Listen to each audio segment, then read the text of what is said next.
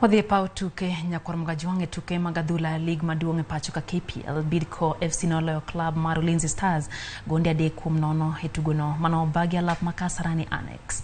Samuel Ndumu no keto Bidco mbele bang' yudo gol mare dakika mar 18 kapok omedo mano mar 2 dakika mar 32 bang' jatugo wuok e yueyo Ezekiel Kare no medo ne Bidco gol mar 3 dakika mar 68 ka points 3 chwalo Bidco nyake thuolo mar 13 ka Ulinzi Stars omako thuolo mar 8 gi points 44.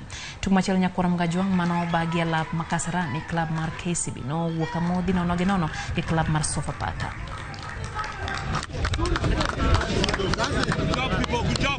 Now 2 matches, last match we won 3-0, today we've won 3-0. I think what we've been doing in training is paying, but we need to score more goals because we are creating so many chances.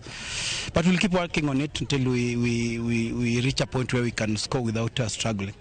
Maoni yangu ya leo mimi naona game ilikuwa tu sawa, isipokuwa tu ni individual error ya first half Glenn hizo. Naweza sema second half pia ya goalkeeper, but naona kigame naona tu ilikuwa iko sawa. Hawaja tuzidi na mali kokote.